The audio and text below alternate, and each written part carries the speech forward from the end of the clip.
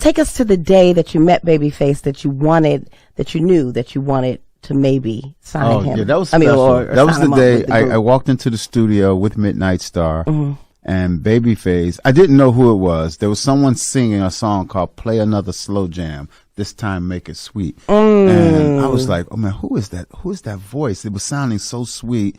And when it was done and he came out of the booth, I was like, it was Kenny Edmonds. I was like, oh my God, that was you? Right? I had met him one time and I knew he was incredible, but I had never been in a room working with him or listening to him like that. And when he came out of the room, you know, he and I struck up a conversation, and I kind of knew right in that moment that there was a possibility that he and I could work together. So I asked him to join my band, The Deal, and he joined. As producers in the music industry. The difference, I think, is that when we go to someone's office now, we're going there basically because they asked us to come. Opposed to a few years ago when we went because we were knocking the door down trying to get a meeting. That's one of the major differences, that they want our work, and we don't have to peddle it. We don't have to be salesmen anymore, you know, because everybody knows what we do. Today, a hit could be about anything. It doesn't have to be one. It's not just disco anymore, you know. It's not just one thing. A hit can be a lot of different things. So what that means to the younger musicians that are growing up is they're able to pull from here, pull from there, and I guess in that sense, the creativity is like really high right now. I feel like we really bring out the best in each other. It's built on mutual respect, and we still are different in a lot of ways, but the ways that matter, we're exactly the same. We're able to go from A to Z and not try to form any right or wrong in it. We just try to find the best in it. I don't imagine doing it without Terry. So it all works out, you know. It's hard to explain, like I said, but it all seems to work. Sometimes you're scared of people who you really admire because you don't know whether when you get in with them in the studio whether they're going to live up to your expectations or whether you're going to get along or whether anything good's going to come of it. You don't want to mess it up. Yeah. You don't want to be the one to mess it up, right? And I would say that Babyface totally blew away all of our expectations. I'll just say this, and I'll close with this. When L.A. and I were coming up in this business, we wanted to be Jimmy and Terry. That's how we ended up with L.A. and Babyface. We got to have a name. You know, we were so excited. I remember the first time we got on a plane to go, we were with The Deal on tour, and we got on a plane to go produce somebody, and we looked at each other and said, we Jimmy and Terry.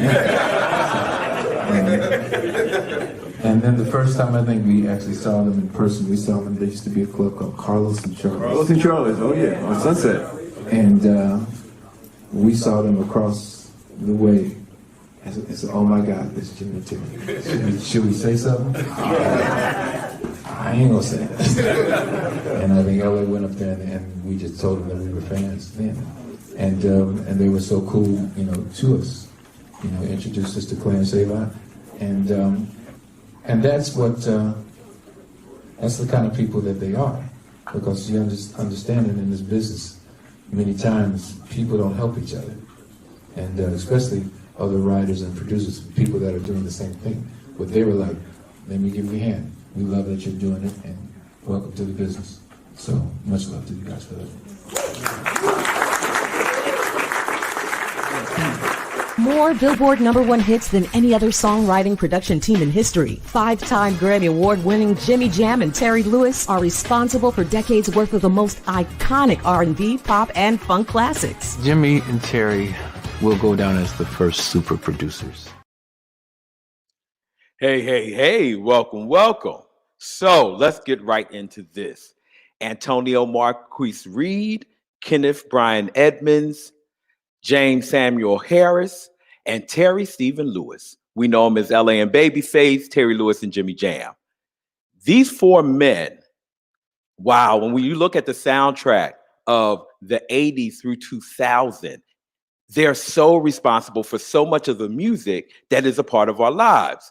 And, you know, it's easy to go to R&B and soul, but you could talk pop, You can talk gospel. You can talk adult contemporary. You can keep talking genres, and you will find LA and Babyface and Terry Lewis and Jimmy Jam firmly planted, firmly making things happen all throughout music. And tonight, we are talking about them together. But let's understand, there are some clear distinctions between each team and clear distinctions between each man. But it doesn't matter because they all have a place in the music mastermind pantheon. So tonight, our first ever battle royale, LA and Babyface, Terry Lewis and Jimmy Jam. We're going to get into their catalogs. We're going to get into it with each other, and we're going to get in the groove. So on that note, let's hit it.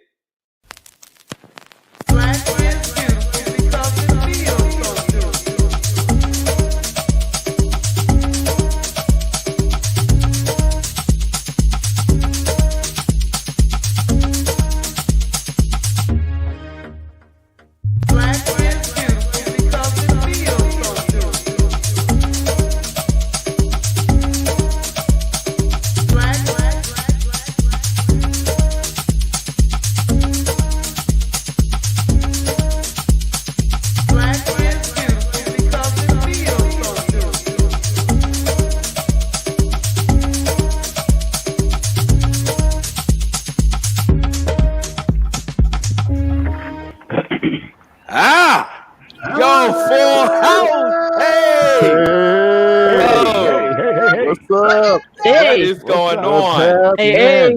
This is a historic. All right, this is a historic night here. Yes. Our first ever battle royale, and the first time all of us are on together. Yes, this is going to be something else. How are y'all doing tonight? Hey, we good. Okay, good. Fabulous. Right. Good. All right, and shout out to our audience. How are y'all doing tonight? Let us know you're here. I see Dwight is here. I see Derek is here. What's up? And I see Al J. be here all the time. Now, I don't know what those letters mean, but we thank you for your love and support. Keep shouting us out. Let us know you're here. And also, thank you for watching. Thank you for last week's show.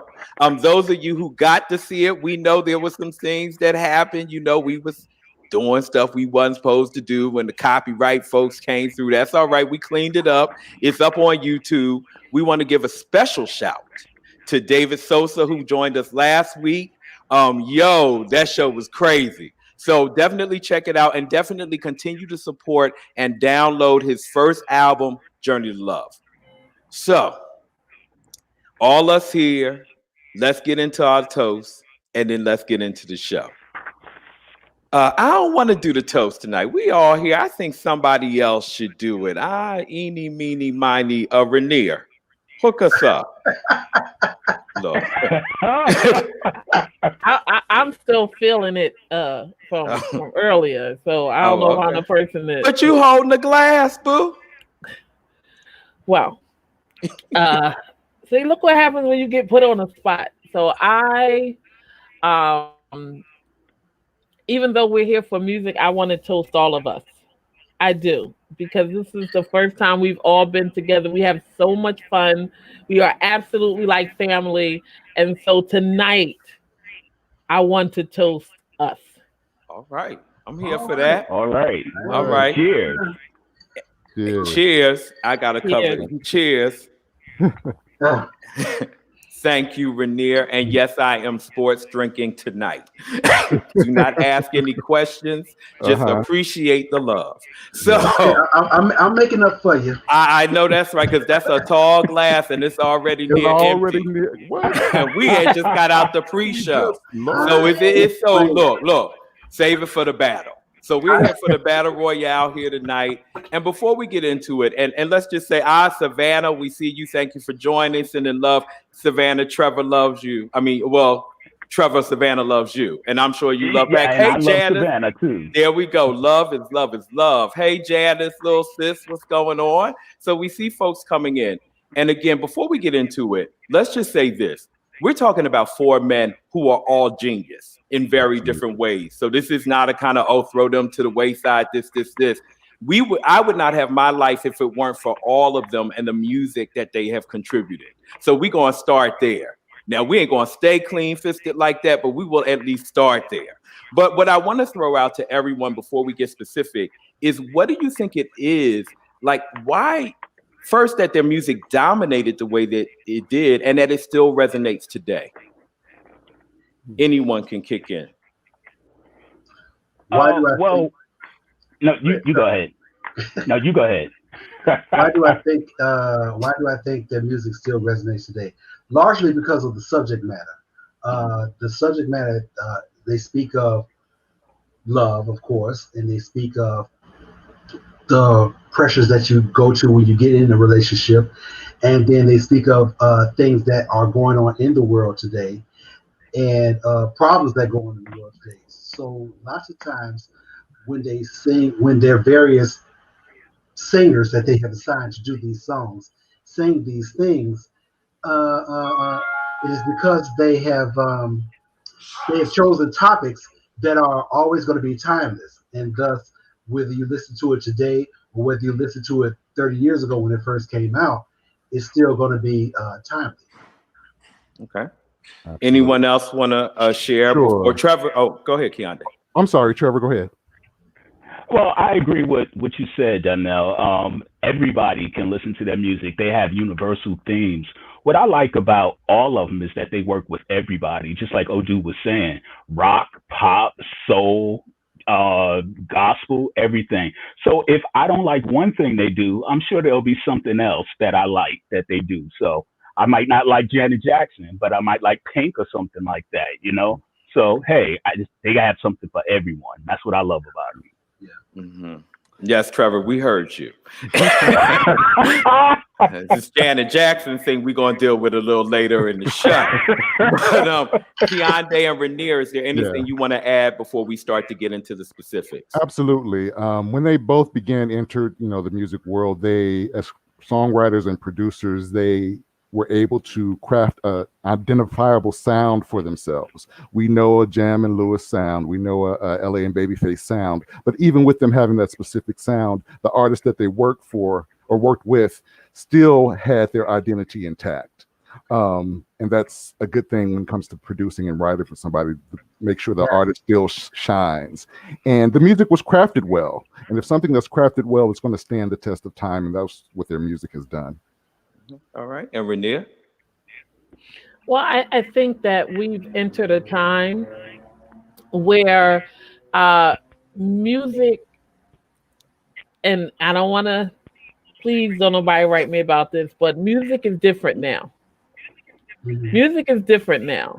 And even though we're talking about similar topics and things like that with different focus areas, it's something about that music that no matter where you are, if you hear it, you can identify with it. You can identify with it. And they've managed to, it's just like that little black, like they used to talk about the little black dress where it can go anywhere. You just got to change, jazz it up a little bit depending on where you're going. That's how I feel about their music. All of them, actually. Mm-hmm. Cool. Well, thank you all. And I said, because there's so many of us, I'm not going to say as much this week. I'm going to jump in the right spots. And so right now, again, we're talking about them here in 2020 when we look at this incredible body of work. But let's go back to the beginning, before we knew them this way. And let's go back to the time, the deal. I know, right? It's corny, but it works. So let's start with Terry Lewis and Jimmy Jam. Sue.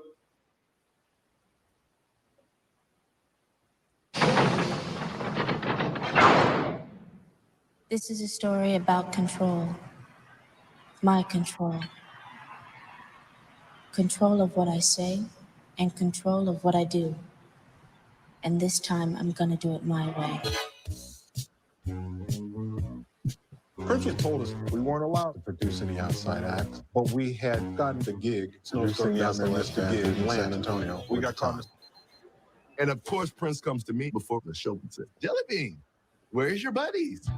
Prince himself helped cover the Times' missing bandmates, playing bass behind the curtains on the side of the stage, as Jerome made his first appearance with an actual instrument out front.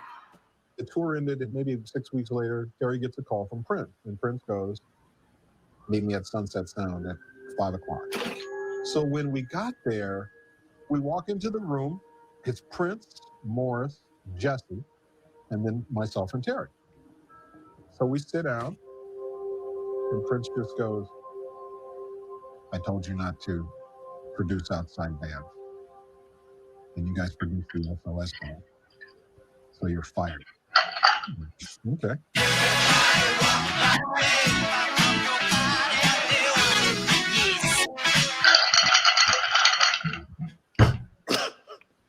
All right, Donnell, for the ice.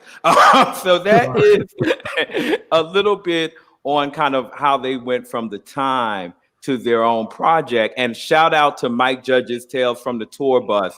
That is season 2, the funk season. And Prince and Morris Day were 2 of the acts that they covered during the season. So that's where the animation comes from. So shout out, if you send me a letter saying, "Oh my God, I love what you did," thank you. You too. So on that though, I'll give you a little bit more about their background. So Terry and Jimmy met in high school, but they didn't meet at high school. They were in the Upward Bound program together. Jimmy had started a group, like his father was a musician, Cornbread Lewis. So he had, Cornbread Harris, had always been into music. And he had a band called Mind and Matter. And then eventually, which I think probably most people come into the story around, Flight Time. So Flight Time, was a group, and they were a group before Prince came along, but Prince got involved and brought in some folks. And then, we see what happened. But Flight Time has had a lot of alumni that we talk about. Alexander O'Neill, who's going to come up later tonight, was in Flight Time. Jelly Bean was in Flight Time. Monty Moore was in Flight Time. And also Cynthia Johnson. Now, Cynthia Johnson is a member of Sound of Blackness, but everybody watch, you may not know her name, but if you've ever heard "Won't You Take Me To Funky Town," that's Cynthia Johnson. So yeah, she was, I know, Keonda, I know you know. I know you know. But so but I'm saying that to say just all the talent and amazingness that was happening at the same time, which is something, that's part of this conversation. It's not just about finding talent. It was all of this was being incubated and curated all together.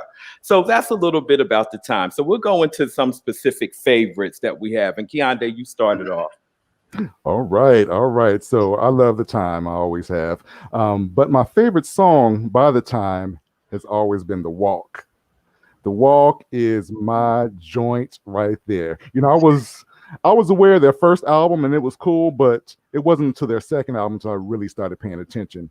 It really caught my attention, and The Walk was a song that did it for me. It was sleazy, it was funky, it was fun. And Morris was just so cool and so hilarious throughout that whole song. From the opening line, "Attention, everybody," I was right there, right down to that irresistible hook, which had me hooked. And during that song, and Morris and his whole everything, I learned about wearing baggies and Stacey Adams, right?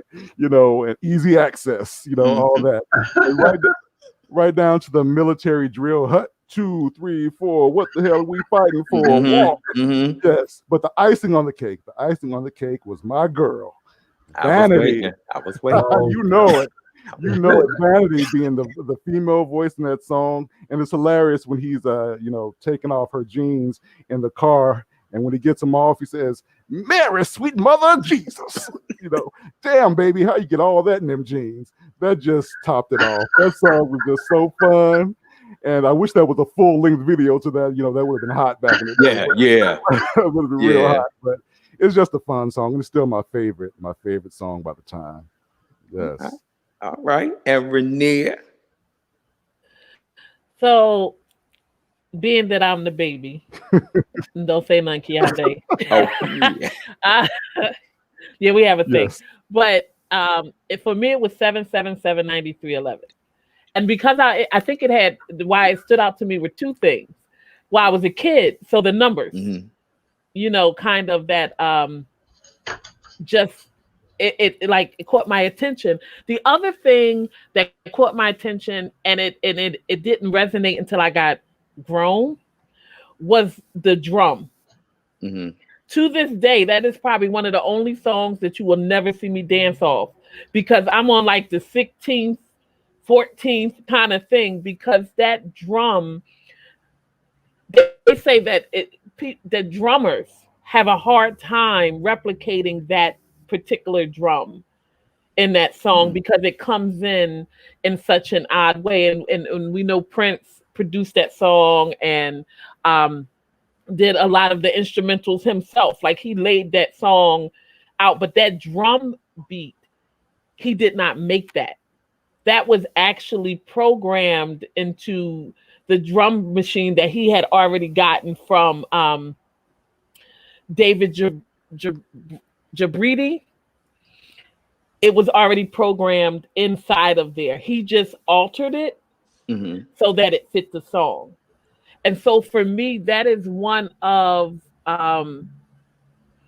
the songs that has this intricate way that it's laid on top of each other. And as a person that has created music before, there is something to the way that you lay each accompanying instrument on top of each other, but it's the way that those drums are laid in there that is almost, it feels like it's off by just a little bit, but it's the genius that is Prince that did that in a way that people can't.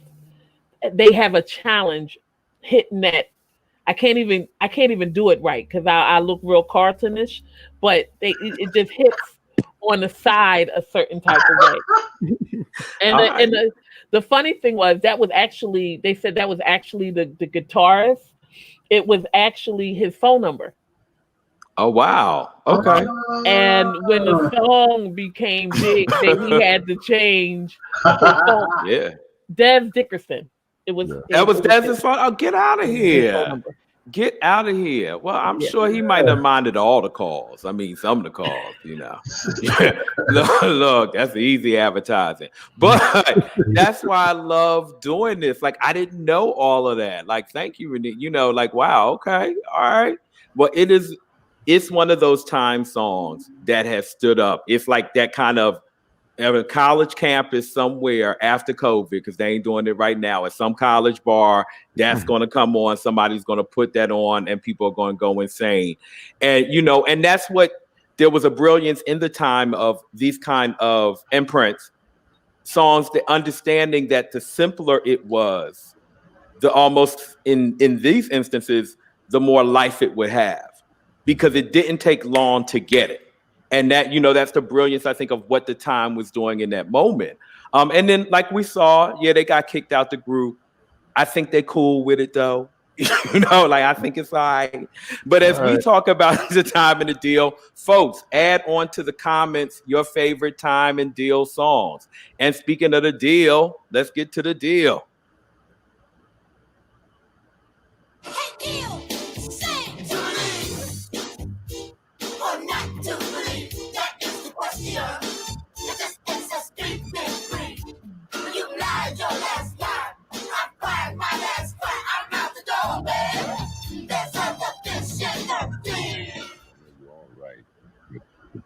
Production is usually done by LA and Babyface, and you've also been working on quite a few other artists.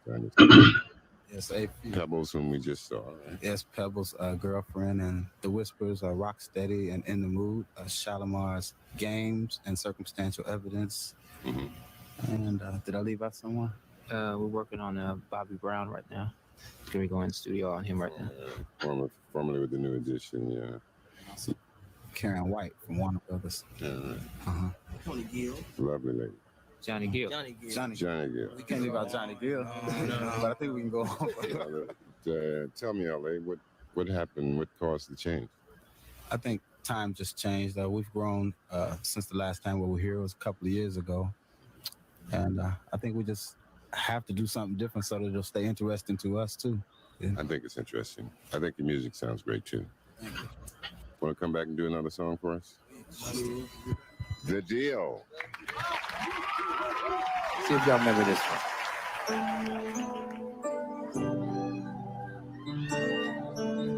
Cause every time I close my eyes, I think of you. It don't matter what the season is, I still love you, yeah. With all my heart, 'cause I wanna be with you forever, wherever you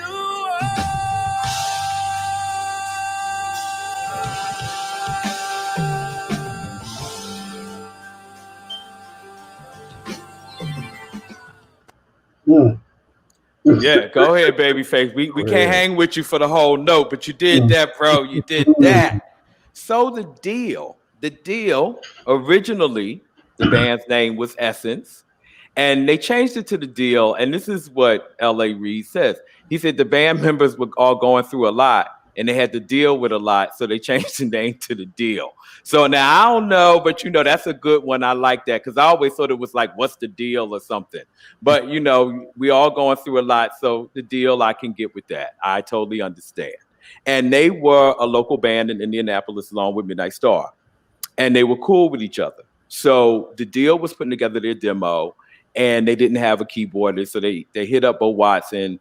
He came and played on some of the stuff, and at that time, Midnight Star was signed to Solar. So Bo sent the demo and a picture of them to Dick Griffey, and that's how they got signed to Solar. And as the stories, went on, or as we heard in the pre-show with the interview, LA showed up in the studio with Midnight Star. Babyface was in the back working on a track. He heard him playing slow jam, and he was like, yo, that dude's got to be in my band. And that's how they got together. And then, we land here where we are now with LA and Babyface. So as we had Keondae and Rainier repping for Jimmy Jam, Terry Lewis, and The Time, we're going to have Donnell and Trevor doing the same for LA, Babyface, and The Deal. All right, I'm going to jump on in there. And it's good that you left off with Babyface holding that note, because in the Deal song, which I chose for this section, it was Sweet November. I was blown away. Who is this singer? It's amazing that even though we're talking about the band, the first thing that caught my ear was the vocals.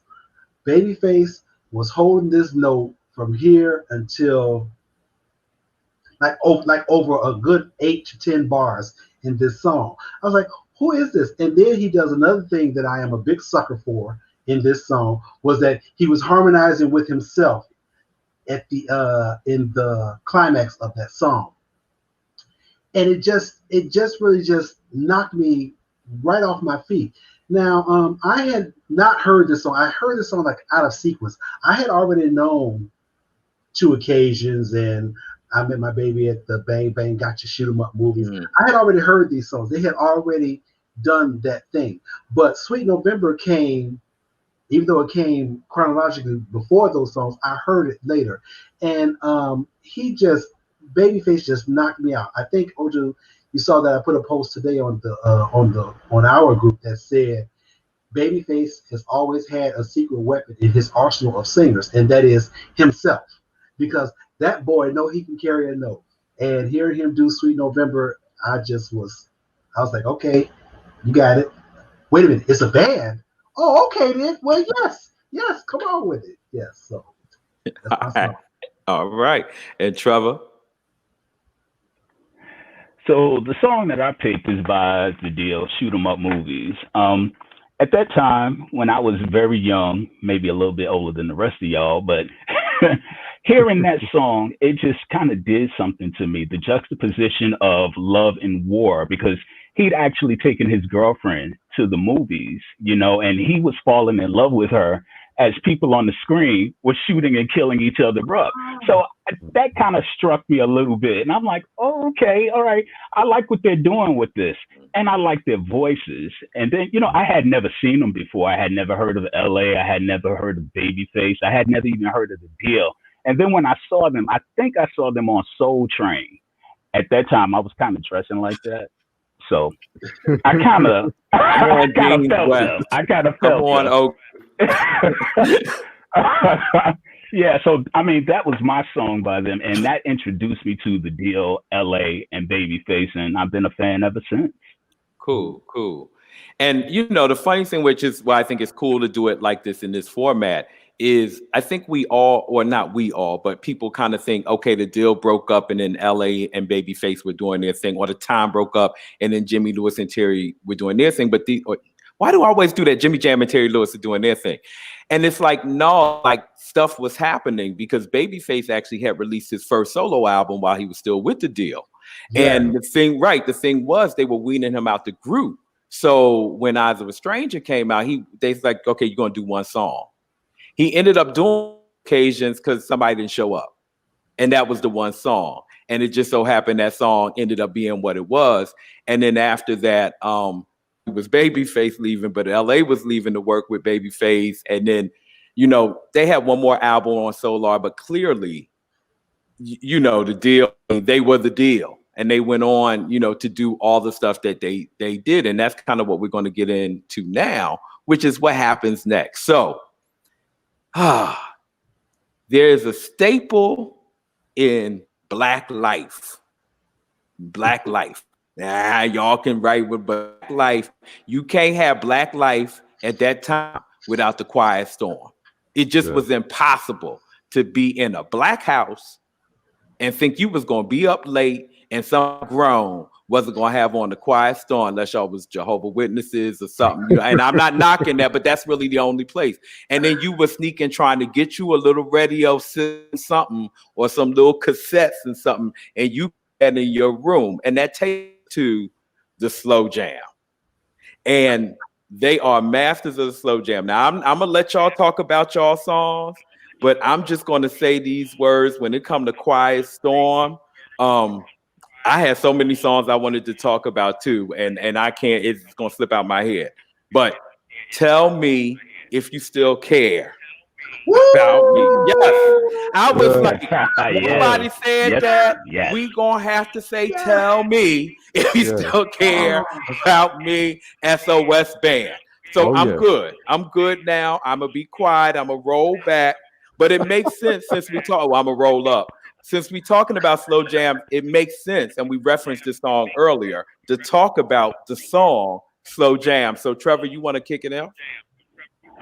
Midnight Star, Slow Jam.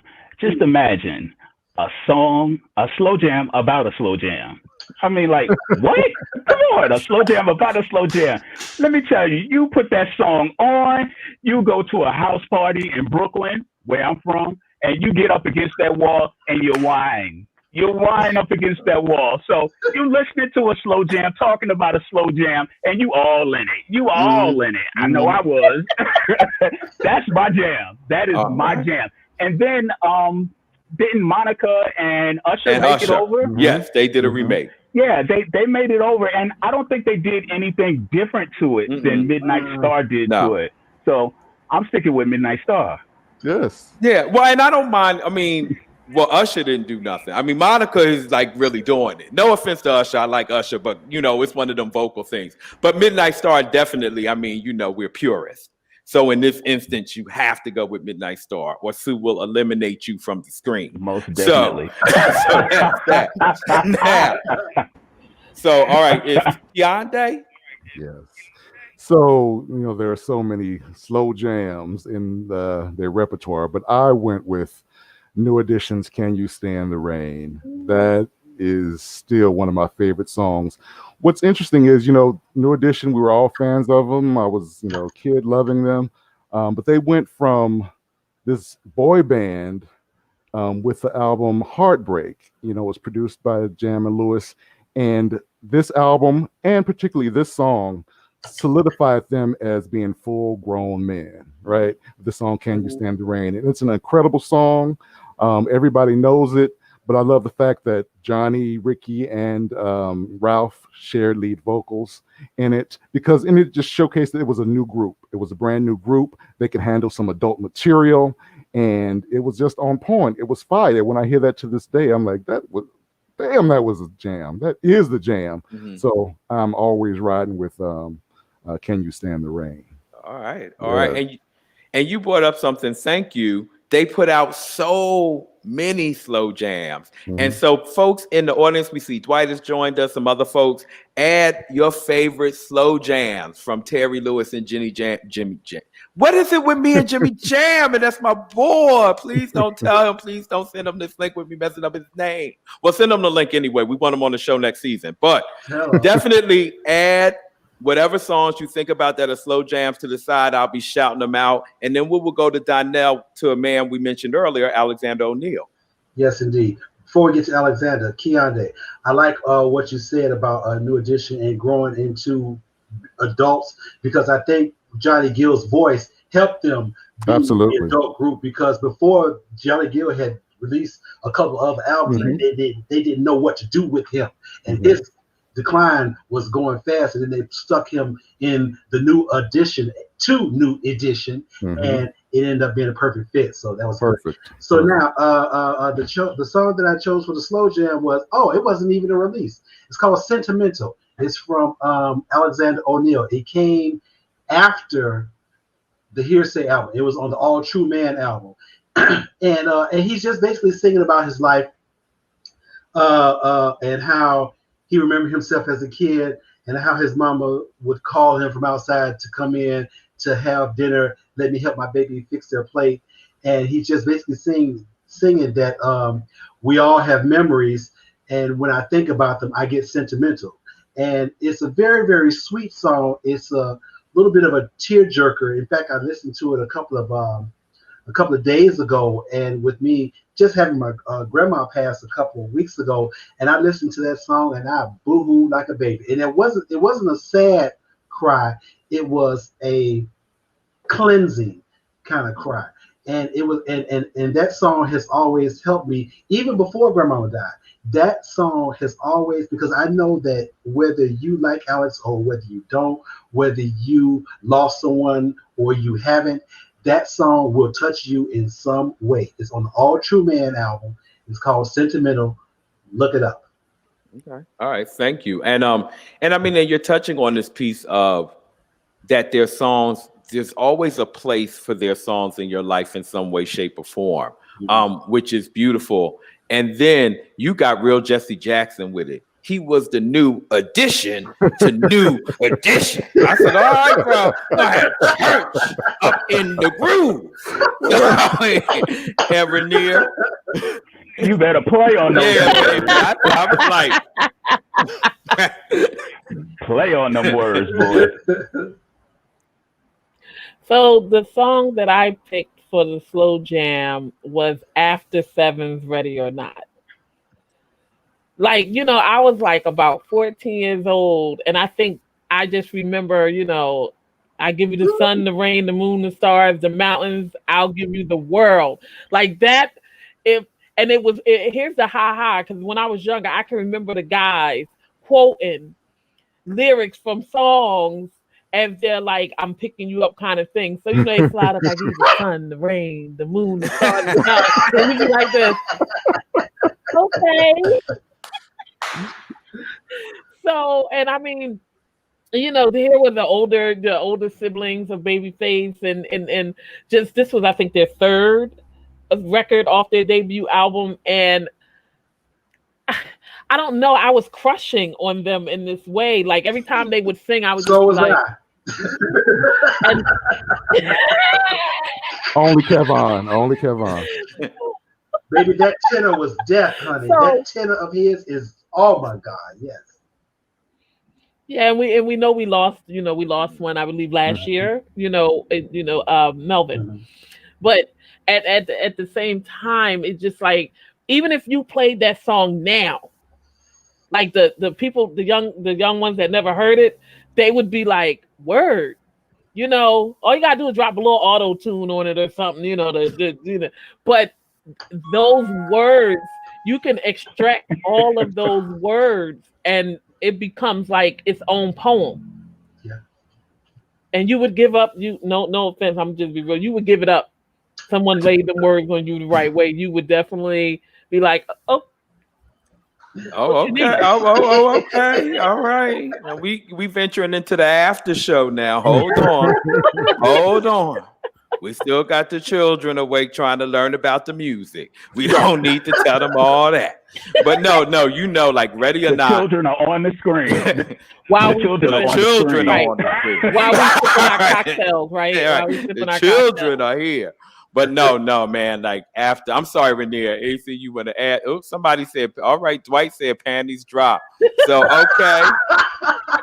And so I see what's going on in the comments. I might have to take a break from the show and jump up into the comments. And then we also have Sunshine. Say, give up the cookies. Yeah, whip appeal. Oh, okay. It's gonna be that kind of show. And I guess that's why Babyface, LA, Terry Lewis, and Jimmy Jam still resonate today.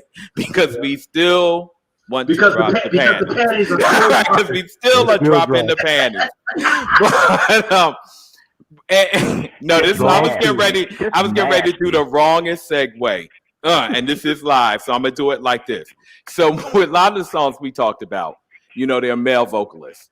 But let's not take away from Terry Lewis and Jimmy Jam and their relationships and their working and even off-work relationships with female artists and how they developed and shaped their careers. So you had Pebbles, we saw earlier, Sherelle, who we ain't gonna get to talk about, but we need to say Sherelle. You have Karen White, you know, and the list goes on. And then a lot of different, you know, women they work with one time, or you know, you have Cheryl Lynn, I mean, you know, the list goes on. But clearly, each team had a very specific muse and a woman who, and both women have incredible careers, have worked with different people, but their bodies of work with the respective teams just kind of stand as pillars. And for LA and Babyface, it's Tony Braxton. And for Terry Lewis and Jimmy Jam, Miss Jackson, if you nasty. So let's look at the first ladies, and then we'll talk about them. Sue? The 16th Annual American Music Award. And the winner is Tony Braxton. The winner is. You know, we get these moments, so we're going to be talking about them. Me, Tony Braxton. Is it me? The winner is Tony Braxton. Okay. Never before in history has a woman won this unprecedented number of awards. All this at the tender age of 24. Ladies and gentlemen, the remarkable spirit of Rhythm Nation, Miss Janet Jackson.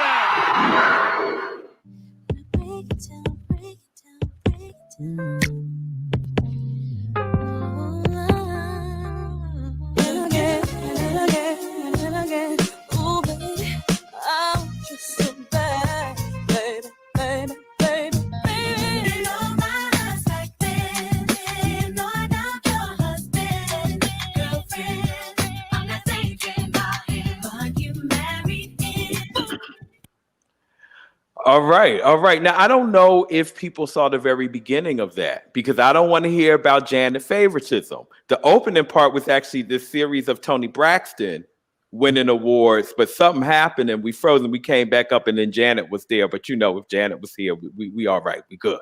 We're going to get into it and we're going to talk about them. Anyway, we're going to mix up the teams though. So now this time we'll start with Trevor and Rainier talking about Tony Braxton, and just put it out there. What is it about Tony Braxton that you feel like she continues to be a revered artist? It's not about whether she has a record out or not. It's something about her. And even when she came out, like, what was it that you feel like Tony Braxton really kind of had this or created this moment? Well, for me, Tony Braxton, what I love about Tony Braxton is she makes you feel like she's your little sister, you know, and then she has this voice that's so big. Tony Braxton is a little woman and she has this voice that's so big and it doesn't sound like anyone else's voice. And then when she sings songs, and I'm going to say one song in particular, Find Me a Man, I don't know where that girl was looking, but she was looking for a man, and I felt that. Her voice, it just pushes you to a different place. That song and Let It Flow from the Waiting to Exhale soundtrack.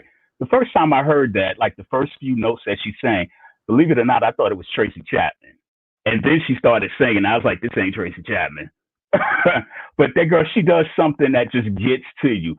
I have a cousin in Chicago, Bradley, that schools me on her. I mean, every time she comes out with something, she might be coming out with something a month from now. He'll tell me about it. He'd be like, okay, we got to look out for this. We got to look out for that. And then when I hear it, I'll be like, well, I don't know if I like this. And then he'll say, well, this is why you need to like it. And then I'll listen to it again, and I'll listen to that voice, and I'll listen to the feeling that she's putting in.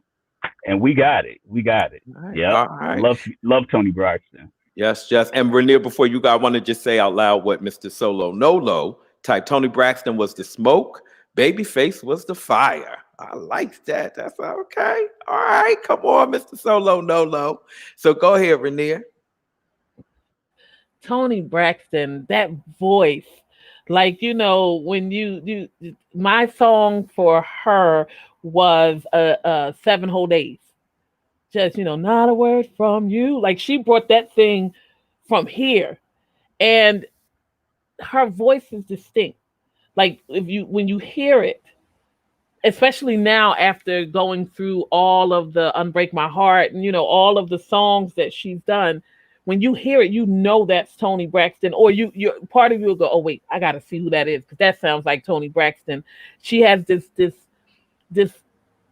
depth inside of her, and it was funny because while I was looking up, they said they asked Babyface, how did you write the songs for her? And he said he would, in order for him to visualize the tracks for her, he would get a bottle of water and he would drink and keep a little bit of water in his mouth and sing the song so that he can make the sound that Toni Braxton made. And so now I'm let y'all know later on, I'm going to take some water and I'm going to see if I can do the same thing. But that's the song. And that song specifically, I remember because my sister played that song every day, at least 4 or 5 times a day. It was 7 whole days back to back that I heard that song. Yeah. And just so folks, you had 40, you had like 49 whole days. Yeah. Baby. And so folks know, let me just say this out loud if they don't know. Rainier is a doctor. So when you get this research, I mean, she ain't that kind of doctor. She don't go to the hospital looking for you, but she got a PhD.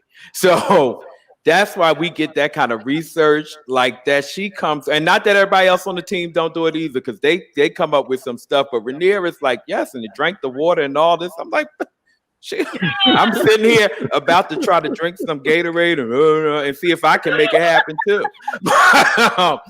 But now, and that's Toni. And again, you know, it's for me. There's when we were introduced to Toni Braxton, it was this moment. I think to have a voice like that from a female in the R&B category was very different at that time. It was a smokiness that was somewhat jazzy, but it wasn't a harshness. It still had like a prettiness to it. And then I think along with the visual, and then we can't not talk about Boomerang. Like there's just this whole perfect storm of all this happening. And of course, then boom, Toni Braxton. So LA and Babyface really introduced us to Toni Braxton. Now, Janet, Terry, and Jimmy have a different experience because we all knew Janet, we all knew Penny. We all knew the Iron and No Mama No. We saw, you know, we know she was on Dayton Ty Bridges on different strokes. She was Cleo and like a lot going on. We had Young Love, which to me is still that's still the track. I don't care what nobody says. But we know, honestly, her music career was very different prior to. Absolutely. So to Keontae and Donnell, I want to start off with, what do you think kind of, when the three of them got together, they created this holy trinity? What do you think the magic was there? Like, how did that happen?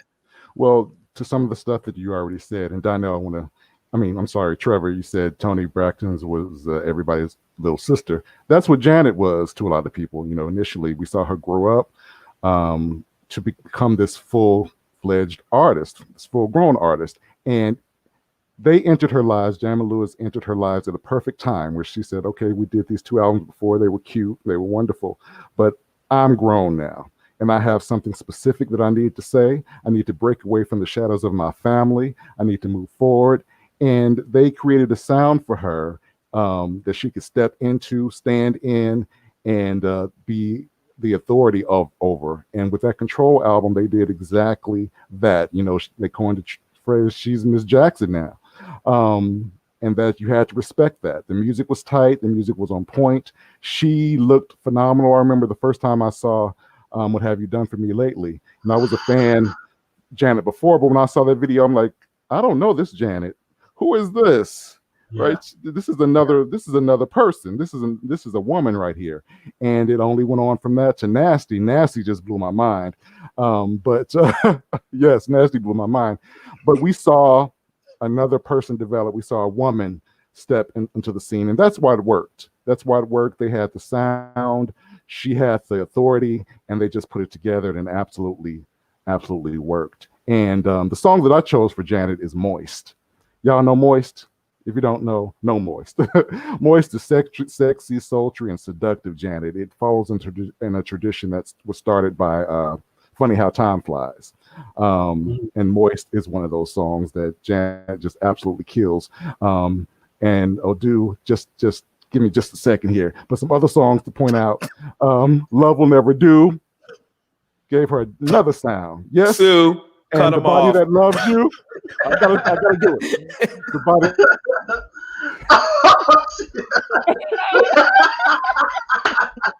Oh, did she really do it? No. Oh. Moist was the last one was The Body That Loves You. Take it down. Yeah. No, we teasing. No, look, we know Keonda, you can go in. And what I wanted to just shout out to the folks.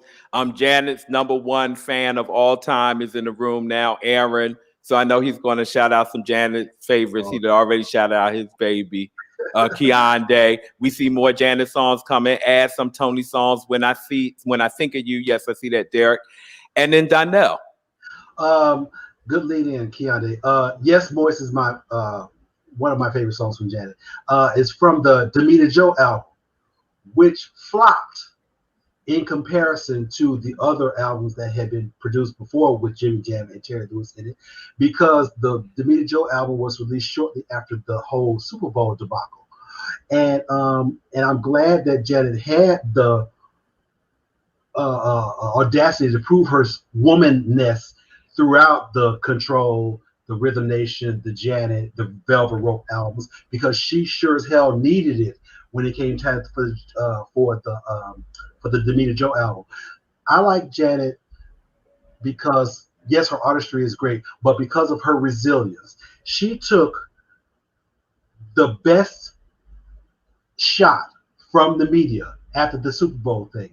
She got blamed for, the breast dropping out, and then Justin Timberlake, who pulled the thing, got credited. But we ain't saying that name on this show. Keep going. Exactly. Keep going. Anyway, so she took the best blow that that the media had to give her, especially with the head of CBS, whose name will go unmentioned, personally tried to stop her career, and yet still she survived. And at the end of all of that mess, she survived, and the person who was trying to personally destroy her career is now in trouble with the law. The song that I chose from Janet is "Doesn't Really Matter" from the Nutty Professor Part 2 album. It's a whole lot of fun. It's a whole lot of just life, and it ranks right in there with good songs for bad movies, because that movie sucked. But but that song was just perfect for me. Yes. I'm sorry, you got me with good songs for bad movies. That's a show. Lord knows. That's a shot. Right. Now, here's the thing. And for me with Janet, I mean, I grew up loving Janet. And it's funny, Keondae talking about being a little sister. I knew I was going to marry Janet Jackson from like when I was like in kindergarten or first grade or something. Clearly, things changed all the way around. But I was like, there's just something for me. She's one of those artists that has a mystical feature that's not quite tangible. You know, there's something about when you see a Janet video for the first time, especially there's a period when you just sit like, oh my God. And it's even before the choreography starts anything. It's her smile, it's the tone, it's her laugh. There's something about her being that I get very into. And then she's a Taurus, we 3 days apart. So we got this whole thing coming. And then she's just kind of in getting ready for actually next week's show, which we'll talk about later. I realized how much she owned her sexuality at some point. And it's just so powerful when you see, like, I Get Lonely. I could sit and just watch I Get Lonely with no sound and just be in total amazement of how she appears. So for me, you know, that's the thing with Janet. But again, both wonderful artists, both incredible, and incredible collaborations. And this is the other thing I would say before we move into our last piece for tonight, is they represent this kind of artist, producer, songwriter partnership. We work on an album together. These songs are for me. They are telling my story. And that's kind of that last wave where we saw a lot of that before we enter into, you know, the kind of these songs are here. And I know you make hits. So let me come over and shop. And then you get the stories, well, so-and-so did this for so-and-so, you know. And some of that did happen there. We're not going to get into what happened with Girlfriend and Vanessa. I mean, you know, there's a whole lot of songs that they started dating women and they started giving the songs to the women. But that's another show. You know, that's another show. How I lost my song to some other person. But that's gonna be right. That's all from Motown on. But we're going to get into our last piece. And we've talked again a lot about them kind of in the R&B vein. But we've mentioned, you know, the beauty of them is that they've done other types of music. So let's get out of that and let's give them some props for the times either they ventured into another genre or they worked with an artist who wasn't necessarily an R&B artist. So I'll start it off now. I will say something in this one because this is a song that was a lot of people's go-to, and that was Human by Human League. And how that came to be, Human League, you know, for folks, Don't You Want Me was their first platinum song on their first album, and they were working on the second album, and they just weren't happy. Terry Lewis and Jimmy Jam had really wanted to work with them. So they had started crafting songs for them, and they petitioned for it. So it got to the point where Human League was just so dissatisfied with what was happening. They were like, okay, fine, we'll give this a chance. And it's very interesting because, you know, Human League in America was a very pop group. But we know in the UK, soul lives in a different way in terms of the quote unquote popular charts. So I think that played into it as well. So I said, okay, let's do this. And they did it.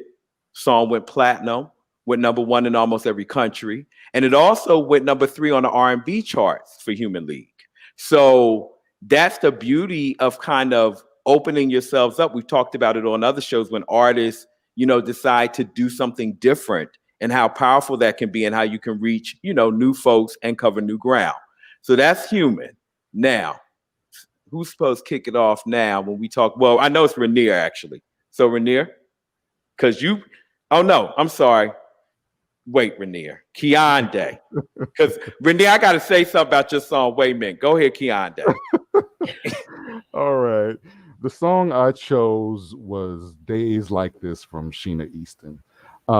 It was on her The Lover in Me album, which came out in 1988.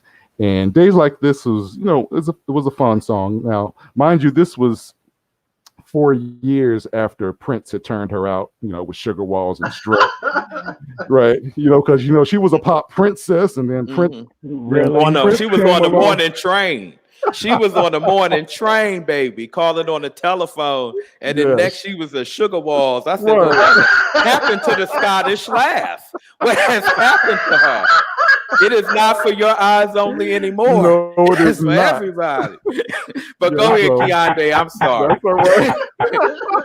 But you're right about it. He turned her out with that. But this was 4 years after that had happened, and it was a perfect fit for her for that time to, even expand her sound even more. But Days Like This is one of those songs from the Here Comes the Bride intro to just that identifiable sound that has as producers and writers. But interesting enough, when I hear that song, I also think that would have been perfect for Karen White, because it would have fit her voice perfect as well. But Sheena Easton did her thing in the song, and it's one of my favorites from her and that album as well. So that's why I chose that. All right, The Lover and okay, come on, Rainier. Rainier, you picked it. Go on, Rainier. Talk about it. Come on. So the song I picked was The Pressure Part 1 by Sounds of Blackness. This song it was co-written with Gary Hines, who was the leader. But what I did not know was that Sounds of Blackness started in 1969. It was called the McAllister Black Voices. It was from Minnesota. Like, wow, like Minnesota. And if you're from Minnesota, I'm sorry. If you're Black, but we thank y'all for watching. But I have two. When I think of Sound of Blackness, no offense to anybody else, two words: Ann Nesby. Yes, that's it.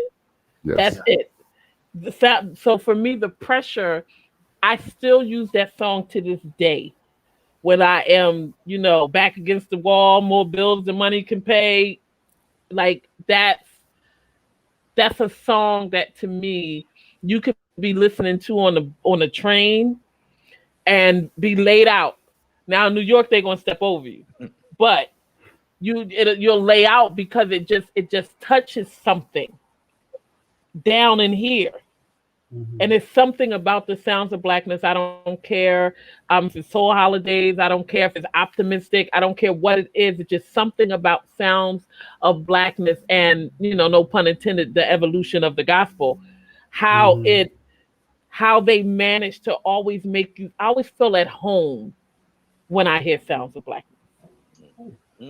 That's good. Yes. Well, look, I ain't gonna say nothing. I'm gonna let, but I do have to say, when I saw The Pressure, it did hit me, because then as a club kid, it's all the remixes. It's just like a song that, and to your point about the vocals, like you can just listen to the acapella 6 minutes and be like in it. So yes, and then I saw some folks. It's funny when Keondae said Sheena Easton, Dwight had chimed in almost at the same time. Sheena Easton. I see some folks still giving Tony love. Yes, he wasn't man enough for me. Hit the freeway. Okay, Janet, Go Deep. I Get Lonely. All right, and now Trevor. Oh, let me unmute. So the song that I picked, is a song. It's an old song, and I think it pretty much established Terry Lewis and Jimmy Jam for me. It's by a guy named Captain Rap, and he was a rapper, and it's called Bad Times. I Can't Stand It. I don't know if it really made it out of the New York, New Jersey, Connecticut area, but that song is bad. It's not a house song, but it's a club song. When you hear that song and you hear the young lady, there's a version where it's only a young lady singing it named Kimberly Ball. That song is bad. She's talking about bad times and how she can't stand it and what she's going to do. And let me tell you, you feel this girl talking about these bad times and you want to slump your shoulders, but you can't because you dancing. That song is bad. That basically established Terry Lewis and Jimmy Jam for me. And like I said, not a lot of people know that song, but y'all need to Google it, find it on YouTube, and listen to it. And I bet y'all will be a fan of it. Yes. And they did. I mean, they could get you in the club. I have to say they could get you in the club. I see Derek chiming in. I knew you would chiming in on that and chiming in. I Need Your Loving, Human League. And then we're going to take it to Donnell for when you talk about artists people work with, this is an artist that at one point everybody, you know, you wanted to work with her, or it meant something, you know, it was just so powerful to see this collaboration. So Donnell? It's from Madonna. It's Take a Bow, produced by LA and Babyface. Well, Babyface. I was stunned. A couple of years before, everybody was voguing. He's voguing people. And as you can tell, I was like, yeah, okay. Madonna had been around forever, since my high school with Like a Virgin and Borderline, and I only liked intermittent songs throughout her entire career. I could take all of them and put them on one side of a cassette tape. But when Take a Bow came out, which is on the Bedtime Stories album, I had already fallen in love with the release single from that, which was Secret. I was like, wait a minute, I like this. And then Take a Bow was the next release, and it was like Madonna was appealing to her R&B. She was tapping into her R&B chops, and I had not given her any sort of credit for that outside of Vogue. And Vogue was strictly for the clubs, but it made her sound more adult to me, I guess. It made her sound, she really reached into her vocal ability to hit with that. I mean, it was so big that it crossed over from pop to R&B. And every time I turn on BET, there she is in love with the bullfighters. Take a Bow. So, and I thought that it was cool that when they finally did the show live on the American Music Awards the following year, we had Madonna standing on one pole and Babyface standing on another pole, and they did it as a duet, and I pretty much liked that. Yeah, I mean, for me, I mean, you definitely hit on this kind of, which is the key to master craftspersonship when you talk about producing and writing. It's what you tap into with the person, especially if it has not been tapped into and then, you know, experienced by the world a certain way. Mm-hmm. And Madonna had done ballads, but I think this, to your point, it felt adult, and she also felt connected. Yeah. You know, like, because I have a full Madonna catalog, and there's a lot I love about Madonna, and there's some things I feel like, okay, she's doing that because that's the thing to do. This seemed like it wasn't a thing to do. It was specifically her thing. Organic. It was and that's the beauty. Right. I think of that. So, right. Go ahead, Trevor. Right, and I agree with you. That entire CD, Bedtime Stories, was excellent. And I'm not a Madonna fan at all. I will walk away from Madonna. I will turn the station. But that Bedtime CD, Bedtime Story CD, it was on point. Every song, you don't skip not one. Every song was nice on there. Every song. Yeah, it definitely, and it again.